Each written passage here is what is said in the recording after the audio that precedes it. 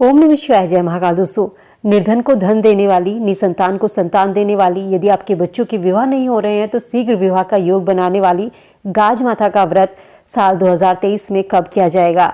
दोस्तों, गाज माता की पूजा और व्रत भादो महीने में की जाती है। ये व्रत भादो माह के शुक्ल पक्ष की द्वितीय तिथि अनंत चतुर्दशी या किसी भी शुभ दिन पर किया जा सकता है। ये व्रत करने से अन्न, धन और संतान की प्राप्ति होती है। इस व्रत की कोई नियत तिथि नहीं होती, किसी भी शुभ दिन देखकर भादों के महीने में ये व्रत किया जाता है। साल 2023 में गाज माता का व्रत और पूजन 17 सितंबर 2023 रविवार के दिन या भादो माह के किसी भी शुभ दिन आप अपनी इच्छा के अनुसार कर सकते हैं। लेकिन इस दिन गाज माता की व्रत कथा जरूर सुननी चाहिए और व्रत कथा के बाद विनायक जी की कथा, जिसे भगवान गणेश की कथा कहा जाता है, उस कथा को सुनने से ही संपूर्ण फल की, संपूर्ण व्रत की प्राप्ति होती है। तो चलिए जानते हैं आज की इस वीडियो में गाज माता की कहानी और साथ ही विनायक जी की कहानी। दोस्तों, आपको गाज माता की व्रत और पूजन विधि किस तरीके से करनी है, तो भादो माह का कोई भी शुभ दिन देखकर आप ये व्रत कर सकते हैं। इस दिन सुबह नहा धोकर स्वस्थ वस्त्र पहनकर पूजा के लिए दीवार पर घर की बड़ी बहू गाज का चित्र बनाती है और इसमें एक भील, भीलनी और एक बच्चा बनाया जाता है। भील, भीलनी के सिर पर टोकरियां बनाई जाती हैं। कुछ परिवारों में मिट्टी से या गोबर से गाज बनाए जाते हैं और उस पर थोड़े से जौ लगाए जाते हैं। कुछ परिवारों में कच्चे सूत के 3 धागे रखकर पूजा की जाती है। और आपके यहाँ दोस्तों जिस तरीके से भी गाज माता का व्रत किया जाता है, दीवार पर चित्र बनाकर या गोबर या मिट्टी के बना करके या 3 धागे कच्चे सूत के बांध करके, तो आप उसी तरीके से अपने परिवार की परंपरा के अनुसार इस व्रत को करें।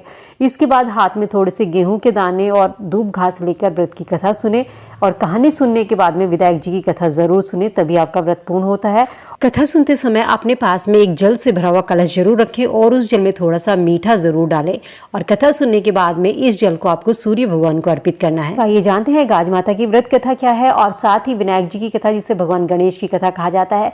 दोस्तों, कथा सुनने से पहले इस चीज का जरूर ध्यान रखें, यदि आप किसी से कथा सुन रहे हैं तो आपको बीच में हुंकार जरूर भरते रहना चाहिए। बिना हुंकार के भी आपकी कथा अधूरी मानी जाती है। कभी भी चुपचाप बैठकर कहानी नहीं सुननी चाहिए। तो चलिए जानते हैं गाज माता की कहानी। एक राजा रानी थे, उनके एक लड़का था। उनके लड़के के संतान नहीं हो रही थी, इसलिए वो बहुत दुखी थे। एक दिन रानी अपनी सहेली के पास गई।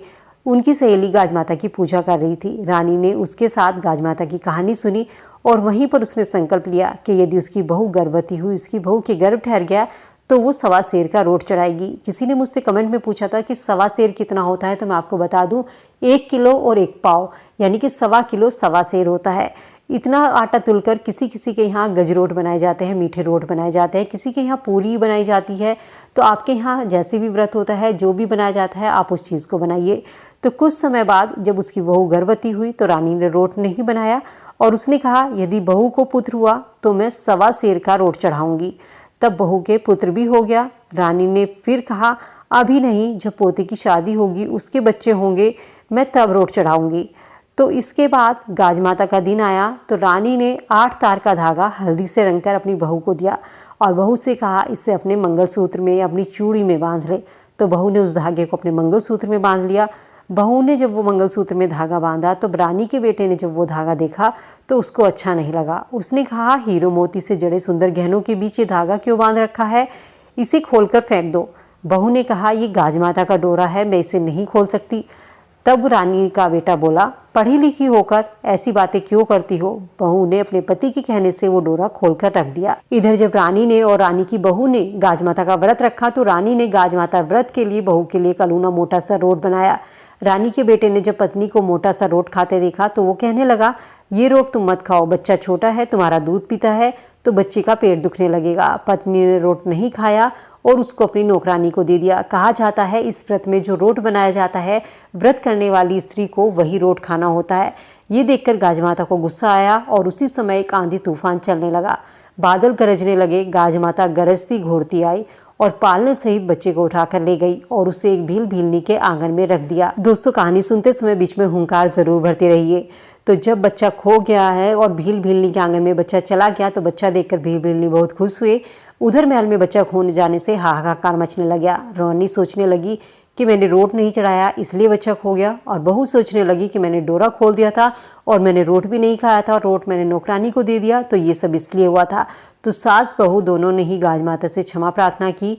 रानी ने तुरंत गाज माता की पूजा की और उसने 1.25 मन का रोट बनवाकर चढ़ाया और भील, भीलनी के मन में विचार आया कि जिसका बच्चा है वो तो दुखी हो रहे होंगे और वो बच्चे को लेकर महल की तरफ आई तो उसे पता लगा कि वो बच्चा तो रानी का पोता है।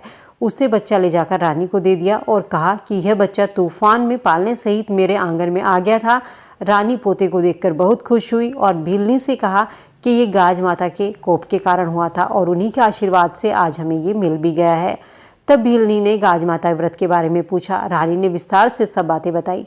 भीलनी ने कहा, यदि मेरे पुत्र हुआ तो मैं भी 1.25 पाव का रोट बनाकर गाज माता को चढ़ाऊंगी। गाज माता की कृपा से कुछ दिन बाद भीलनी के भी एक बेटा हुआ। उसने तुरंत 1.25 पाव का रोट बनाकर गाज माता को चढ़ाया। हे गाज माता, जैसा रानी और भीलनी को फल दिया वैसा ही सबको देना। रानी पर कोप किया वैसा किसी पर मत करना। कहानी सुनने के बाद में इस तरीके से ज़रूर कहना चाहिए।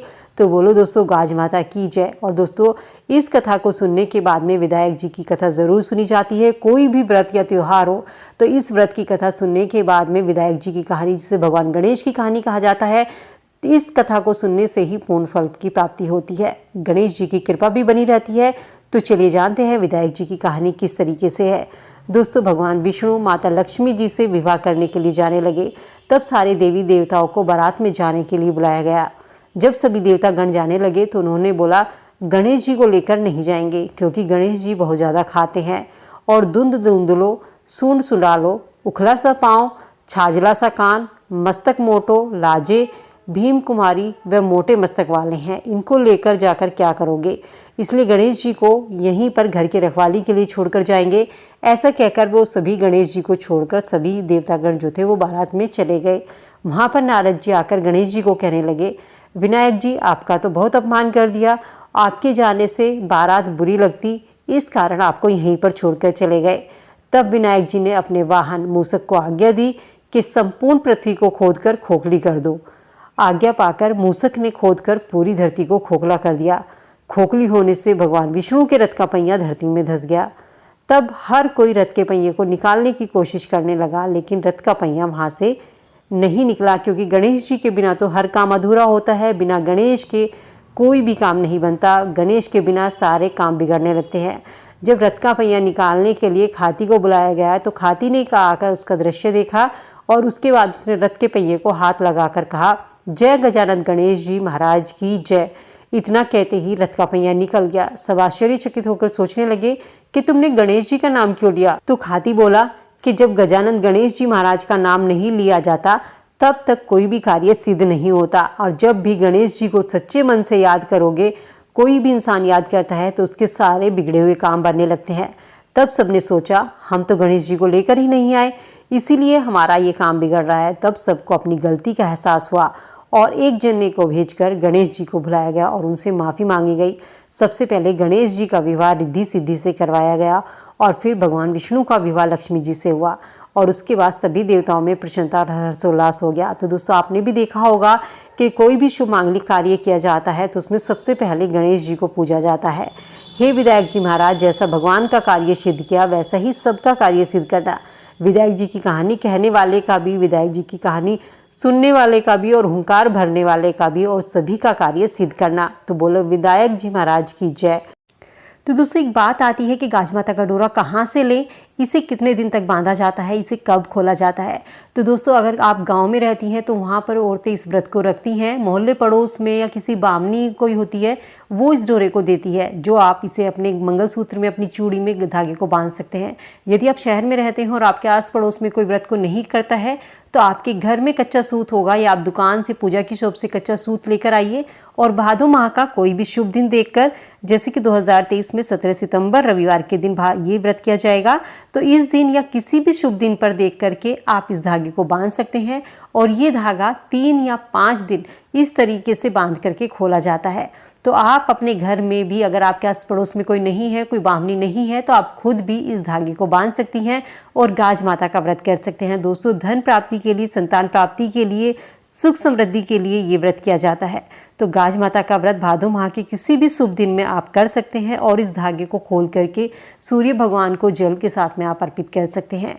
दोस्तों वीडियो अगर आपको पसंद आई, गाज माता की कहानी आपको अच्छी लगी, गाज माता की कहानी कई तरह की होती है, कई प्रकार की कहानियां हैं, विधायक जी की, गणेश जी की कहानी भी कई प्रकार की है, तो आप कोई सी भी कहानी सुन सकते हैं, इसमें कोई संशय नहीं है। अब बात आती है कि गाज माता के व्रत में क्या खाया जाता है। तो गाज माता के व्रत में जो रोट बनाया जाता है वही खाया जाता है। हर किसी के यहाँ पर अलग अलग हिसाब से रोट बनाया जाता है। ऐसा नहीं है कि आपको 1.25 किलो आटे का ही रोट बनाना है। सब महिलाओं के यहाँ पर, जिसके घर में भी महिलाओं के हिसाब से तुलकर ये आटा बनाया जाता है कि एक महिला के नाम का 1 पाव आटा। तो आपके यहाँ पर अगर 2 महिलाएं हैं तो आप आधा किलो आटा ले लीजिए। 4 महिलाएं हैं आपके घर में इस व्रत को रख रही हैं तो आप 1 किलो आटा ले लीजिए। अगर 5 रख रही हैं तो आप 1.25 किलो आटा ले लीजिए। इसका रोट बनाया जाता है और ये व्रत करने वाली महिलाओं को खाना होता है, इसे पुरुषों को नहीं दिया जाता। कहीं कहीं पर इसे चोरी का रोट भी कहा जाता है। चोरी का रोट इसीलिए कहा जाता है क्योंकि इसे पुरुषों को दिखाकर नहीं खाया जाता, ये केवल महिलाओं को ही खाना होता है। इस रोट में से आप किसी को, मोहल्ले पड़ोस की स्त्रियों को, महिलाओं को या किसी लड़की को भी खाने को दे सकते हैं, इसमें कोई बुराई नहीं है। तो दोस्तों उम्मीद करती हूँ वीडियो में दी गई जानकारी आप सबके लिए यूजफुल होगी। वीडियो से आप लाभ जरूर उठाएंगे। वीडियो को ज़्यादा से ज़्यादा फ्रेंड फैमिली के साथ में लाइक शेयर जरूर कीजिए ताकि उनको भी ये जानकारी मिल सके। तो चलिए मिलते हैं नई वीडियो में नई जानकारी के साथ। ऐसे ही और वीडियो के लिए चैनल को सब्सक्राइब करके बेल आइकन प्रेस करना ना भूलें ताकि ऐसी ही वीडियो आपको समय से मिल सके और